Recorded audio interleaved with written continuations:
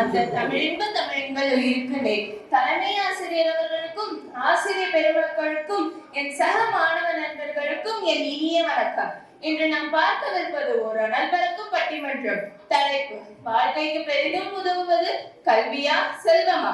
ஒரு பக்கம் படித்தவன் சூரன் என்று சொல்லும் கல்வியடி, மறுபக்கம் பணம் பக்கம் செய்யும் என்று சொல்லும் செல்வனி. சொற்களால் மோத போவது யார்? அறிவா காசா? வாங்க பார்க்கலாம். முதலில் கல்வி அணியிலிருந்து பேச வருகிறார் பேச்சாளர் ஹாசினி. நல்ல நல்ல புத்தகங்களை படித்து ஞானி போல் அமர்ந்திருக்கும் நடுவர் அவர்களுக்கு என் அன்பார்ந்த வணக்கங்கள். நான் எடுத்த உடனே ஒரு பழமொழியை சொல்ல ஆசைப்படுகிறேன். கற்றது கைமண் அளவு, கல்லாதது உலக அளவு. ஆனா நம்ம எதிரணிக்கு தெரிஞ்சது வெறும் கால அளவு கூட இருக்காது. நடுவர் அவர்களே, கல்விங்கிறது அழிவேலான சொத்து. வீட்டுல வெள்ளம் வந்தா பணம் அடிச்சுக்கிட்டு போயிடும், தீ பிடிச்சா பணம் எரிஞ்சிடும். திருடனுண்டா நகையும் பணத்தையும் திருடிட்டு போயிடுவான். ஆனா எவ்வளவு பெரிய திருடன் வந்தாலும் என்கிட்ட இருக்கிற அறிவை திருடவா முடியும்? உண்மையிலே உனக்கு இருக்காமா? என்ன நடுவர் அவர்களே, என்ன பார்த்து இப்படி ஒரு கேள்வி கேட்டீங்க? என்கிட்ட இருக்கிற அறிவை யாராலையும் திருட முடியாது. திருவள்ளுவர் என்ன சொன்னாரு? கேடு செல்வம் கல்வின்னு சொன்னாரு. அதாவது ஒருவனுக்கு அழிவே இல்லாத சொத்து கல்வி மட்டும்தான். மற்றதெல்லாம் தூசி மாதிரி. பணம்ங்கிறது இன்னைக்கு வரும், நாளைக்கு போகும். ஆனா கல்வி நம்ம சாகுற வரை நம்ம கூடவே இருக்கும். பெரிய பெரிய பணக்காரவங்கலாம் நகையும் பணத்தையும் வச்சுக்கிட்டு தினம் நிம்மதியான தூக்கம் கூட இல்லாம இருக்காங்க. ஆனா படிச்சவங்க நாங்க பாய போட்டு ராஜா பகூர் மாதிரி தூங்குவோம். நீங்க படிச்சது தூங்குறதுக்கு தானா? படிச்சது தூங்குறதுக்குன்னு சொல்ல வரல, நிம்மதியா வாழ்றதுக்கே படிப்புதான் போதுன்னு சொல்ல வர. சொக்கத்தங்கோ ஜுவல்லரி, சொக்க வைக்கும் ஜுவல்லரிங்கிறதெல்லாம் விளம்பரத்துக்கு மகமா நல்லா இருக்கும். நீங்க நடிக்கிறத பார்த்தா உங்களை வச்சு ஒரு விளம்பரமே எடுத்துடலாம் போல. விளம்பரத்துக்கு கூட கல்விதான் உதவுன்னு சொல்ல வர.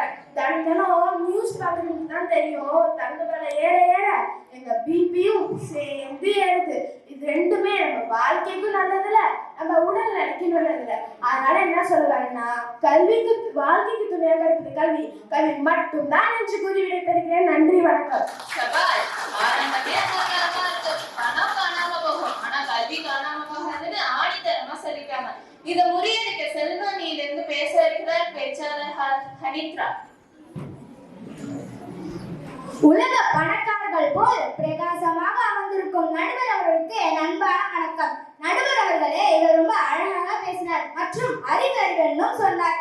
நான் ஒரு கேள்வி கேட்கிறேன். காலையில் நீங்கள் பள்ளிக்கு வரணும்னா பேருந்துல வரணும். அந்த பேருந்து நடத்துனர் கிட்ட போயிட்டு, சார் எனக்கு நிறைய அறிவு இருக்கு, அதெல்லாம் இருக்கு நடுவர் அவர்களே, நான் 2 திருக்குறள் சொல்றேன், எனக்கு டிக்கெட் கொடுக்கணும்னு கேட்டா கொடுப்பாரா?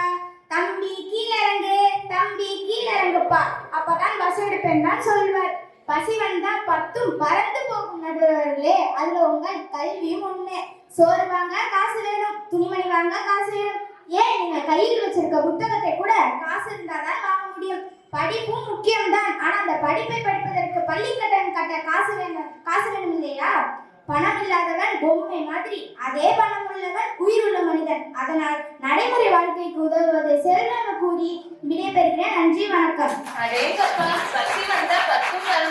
அதுல கல்வியும் ஒண்ணுன்னு சொல்லிட்டாங்க. திருக்குறள் சொன்னா டிக்கெட் கிடைக்குமாங்கிற கேள்வி நியாயமா இருக்கு. இப்போ 2வது ரவுண்ட் இன்னும் சூடு பிடிக்க போகுது. வாங்க கல்வி அணி பேச்சாளர் தக்ஷா. ஒளி வீசும் சூரியன் போல அமர்ந்துள்ள நடுவர் அவர்களே, வணக்கம். நம்ம பேசி வச்ச மாதிரி இதை சொன்னதுக்கு ஜிபேல 10 ரூபா அனுப்பி விட்டுறாங்க. நன்றி நடுவர் அவர்களே. நடுவர் அவர்களே, என் நண்பர் சொன்னார் சோறு வாங்க காசு வேணும், சரிதான். ஆனா ஒரு ஹோட்டலுக்கு போய் சாப்பிட்டு விட்டு பில் வரும்போது கணக்கு போட தெரியலன்னா என்ன ஆகும்? 100 ரூபாய் பில்லுக்கு 500 ரூபாய் கொடுத்து விட்டு மீதியை வாங்காம வந்தா என்ன சொல்லுவாங்க? அவர் சமூகம் பெரிய இடம் சொல்லுவாங்கம்மா. அப்படி இல்ல நடுவர் அவர்களே, படிக்காதவன்னு சொல்லுவாங்க. அந்த கணக்கு போட கூட கல்வி வேணும் நடுவர் அவர்களே. இன்னொரு விஷயம், உங்ககிட்ட நிறைய பணம் இருக்கலாம், ஆனா 4 பேர் முன்னாடி மேடையில ஏறி பேசணும்னா தைரியமோ அறிவும் தான் வேணும். பணம் பேசாது, அறிவு தான் பேசும். உங்ககிட்ட நிறைய பணம் இருந்தா வாங்க பணக்காரன்னு கூப்பிடுவாங்க, ஆனா உங்ககிட்ட படிப்பு இருந்தா வாங்க யானை மதிப்பா கூப்பிடுவாங்க. ஆகையால் மதிப்பை தருவது படிப்பு மட்டும்தான் நடுவர் அவர்களே. ஒருவரிடம் 10 லட்சம் ரூபாய் இருக்கிறது. 5 வருடம் கழித்து எல்லாம் செலவாகி வெறும் கடன்காரன் ஆகிறார். ஆனால் படித்தவன் படித்த படிப்பெல்லாம் செலவாகி வெறும் 5வது படிக்கிறான் என்று சொல்லி கேள்விப்பட்டிருக்கிறீர்களா நடுவர் அவர்களே? ஆகையால் அழியாத செல்வம் கல்வி மட்டும்தான் நடுவர் அவர்களே. நன்றி, வணக்கம். பில் கட்டும் போது கணக்கு போட தெரிஞ்சா ஏமாந்து போகும். அந்த அறிவை கூட கல்விதான் தருதுன்னு சொல்லிட்டாங்க. இதற்கு பதில் சொல்ல செல்வாணியிலிருந்து பேச வருகிறார் பேச்சாளர் அபிநயா. தீர்ப்பினை எங்களுக்கு தருவதற்காகவே நடுவராக வந்திருக்கக்கூடிய நடுவர் பெருந்தகைக்கு வணக்கம். என்னம்மா, நான் தீர்ப்பு சொல்வதுக்குள்ள நீங்களே முடிவு பண்ணிட்டீங்க போல தீர்ப்ப. அதுதான் செல்வத்தோட சக்தி நடுவர் அவர்களே.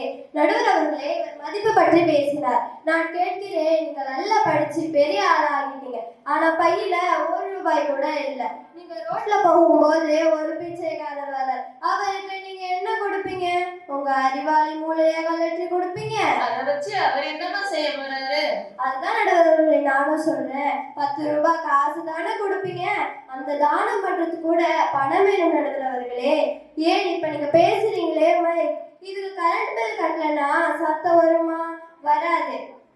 இந்த கரண்ட் பில் கட்டுறது கூட காசு வேணும் நடுவர் அவர்களே. இன்னைக்கு உலகத்துல எத்தனையோ பள்ளிக்கூடம், எத்தனையோ ஆஸ்பத்திரி எல்லாம் இருக்கு. இதையெல்லாம் கட்டினது யாரு? கொத்தனார் தானம்மா. கொத்தனார் இல்ல நடுவர் அவர்களே, பணம் படைத்த வள்ளல்கள் தான். கல்வியின் சிறப்பை பற்றி கூறிய திருவள்ளுவர் கூட பொருள் இல்லாருக்கு உலகம் இல்லை என்று கூறினார். பொருட்செல்வம் இல்லை என்றால் நமது அன்றாட தேவைகளை கூட பூர்த்தி செய்ய முடியாத நடுவர் அவர்களே. ஆகவே வாழ்க்கையில் ஒவ்வொரு நாளும், ஒவ்வொரு நிமிடமும், ஏன் ஒவ்வொரு நொடியும் பணம் வேணும் நடுவர் அவர்களே. சுருக்கமா சொன்னா, கருவறையில் தொடங்கி கல்லறை வரை செல்வம் தான் வேணும் என்று சொல்லி விடைபெறுகிறேன். நன்றி, வணக்கம். என்ன ஒரு பேச்சு! பிச்சை போடணும்னா கூட மனசு மட்டும் பத்தாது, காசும் வேணும்னு சொல்லிட்டாங்க. பணம் 10 செய்யணும் நிரூபிச்சுட்டாங்க. இப்போ கடைசி சுற்று, இதுதான் கிளைமாக்ஸ். இறுதியா என்ன சொல்ல போறாங்க? வாங்க கல்வியினி பேச்சாளர் மகேஸ்வரன். நடுவர்களே, செல்வம் என்கிறது ஒரு விசிட்டிங் கார்டு மாதிரி, ஆனால் கல்வி என்கிறது நம்ம ஐடி கார்டு மாதிரிங்க. விசிட்டிங் கார்டு வாங்குவதற்கு ஐடி கார்டு தேவைப்படும் நடுவர் அவர்களே. ஆகவே விசிட்டிங் கார்டை விட ஐடி கார்டு தான் முக்கியம். நம்ம அப்துல் கலாம் ஐயாவை எடுத்துக்கோங்களேன். அவர் மிகப்பெரிய பணக்காரர் இல்லை, ஆனா அவரோட அறிவால் தான் இந்தியா வல்லரசாச்சு. உலகத்துல மிகப்பெரிய பணக்காரர் யாருன்னு கேட்டா, போன வருஷம் ஒருவரையும் இந்த வருஷம் வேறு ஒருவரையும் கூறுவார்கள். ஆனால் உலகத்தில் மிகப்பெரிய அறிவாளி யார் என்று கேட்டால், என்றும் திருவள்ளுவரையும் பாரதியாரையும் அப்துல் கலாமையும் தாங்க கூறுவாங்க. வரலாற்றில் இடம் பிடிக்கணும்னா கல்விதான் வேண்டும், கல்விதான் முக்கியம். மோதுரை கூறுகிறது, மன்னனையும் மாசர கற்றவனையும் ஒப்பிட்டு ஆராய்ந்து பார்த்தால் மன்னனை விட மாசர கற்றவனே சிறந்தவன் என்று. மற்றும் எதிரில் உள்ளவர் கூறினார், செல்வம் இருந்தால் தான் மருத்துவமனை கட்ட முடியும், செல்வம் இருந்தால் தான் பள்ளிக்கூடம் கட்ட முடியும் என்று. ஆனால் அந்த மருத்துவமனையில் சேவையாற்ற கல்வி பயின்ற மருத்துவரும் அந்த பள்ளிக்கூடத்தில் பயிற்றுவிக்க ஆசிரியரும் வேண்டும் என்று கூறுகிறேன். எனவே கல்விதான் ஆகச் சிறந்தது என்று கூறி விடைபெறுகிறேன். நன்றி. கல்வி ஐடி கார்டு மாதிரியும் சூப்பரா சொன்னாங்க. அப்துல் கலாம் ஐயாவை உதாரணம் காட்டினது மிகவும் சிறப்பு. இப்போ கடைசியா செல்வாணி என்ன சொல்ல போறாங்க? வாங்க செல்வாணி பேச்சாளர் புஷ்கவி தர்ஷன். அனைவருக்கும் வணக்கம். நடுவர் அவர்களே, என் நண்பர் அப்துல் கலாம் ஐயா. என்னது, உன் நண்பர் அப்துல் கலாம் ஐயாவா? இல்ல நடுவர் அவர்களே, என் நண்பர் அப்துல் கலாம் ஐயாவை பற்றி சொன்னார். ஆனா அந்த அப்துல் கலாம் ஐயா ராக்கெட் செய்யணும்னா கூட அதுக்கு தேவையான பொருட்களை வாங்க கோடிக்கணக்கான பணம் தேவைப்படும். அரசாங்கம் பணத்தை ஒதுக்கவில்லை என்றால் ராக்கெட் பறக்குமா? ராக்கெட் தான் பறக்கும். இன்னைக்கு ஆன்லைன் கிளாஸ் படிக்கணும்னா கூட கையில போன் வேணும், அதுல டேட்டா போட காசு வேணும். காசு இல்லைன்னா கூகுள் கூட வேலை செய்யாது. திரைக்கடல் ஓடியும் திரவியம் தேடணும் என்று சும்மாவா சொன்னாங்க? பணம் என்பது வாழ்க்கைக்கு ஒரு எரிபொருள் மாதிரி. அது இல்லை என்றால் வாழ்க்கை என்கிற வாகனம் ஓடாது. எனவே செல்வம் தான் முக்கியம் என்று கூறிய அவர்களே நன்றி. 2 அணியே சும்மா பட்டே கிளப்பிட்டீங்க. இப்ப நான் தீர்ப்பு சொல்ல வேண்டிய நேரம். நான் ஒரு பக்கம் தீர்ப்பு சொன்னா இன்னொரு பக்கம் என்ன பாதிக்க கூடாது. அதனால நியாயமான தீர்ப்பு சொல்லணும். அப்படி அந்த தீர்ப்பு சொல்றதுக்கு முன்னாடி ஒரு நிகழ்வோட நான் சொல்றேன். ஒரு பெரிய பணக்காரர் இருந்தாராம். அவர் ஒரு பெரிய 5 ஸ்டார் ஹோட்டல்ல போய் சாப்பிடலான்னு போனாராம். அவருக்கு செல்வத்து மேலதான் நிறைய நோக்கம் இருந்துச்சாம். கல்வி அறிவு அவருக்கு நிறைய இல்லையாம். அவர் போனதும் மெனுக்கார்டு கொடுத்தாங்க. அவரும் பசியில அந்த கல்வி அறிவு இல்லாதனால படிக்க தெரியாம அவரோட ராசி நம்பர் 7ன்னு சொல்லிட்டு 7வது உணவை எடுத்துட்டு வர சொன்னாங்க.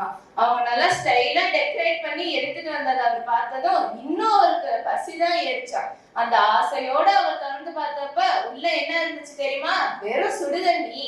இந்த இடத்துல கல்விங்கிறது ரொம்ப முக்கியமா இருக்கு. செல்வம் எவ்வளவு இடத்துல முக்கியமா இருந்தாலும் செல்வத்தை விட கல்வி ரொம்ப முக்கியம். செல்வம்ங்கிறது கார் மாதிரி, அதே கல்விங்கிறது அந்த காரை ஓட்டுற டிரைவர் மாதிரி. ஒரு நல்ல டிரைவர் இல்லைன்னா அந்த கார் பள்ளத்துல விழுந்துரும். அது போல நல்ல கல்வி இல்லாத செல்வம் நம்மளை காப்பாத்தாது. ஆகவே செல்வம் வாழ்க்கைக்கு மிக முக்கியம், ஆனா கல்வி வாழ்க்கைக்கு மிக மிக அவசியம் என்று கூறி கல்வியின் பக்கம் தீர்ப்பளித்து விடைபெறுகிறேன். நன்றி.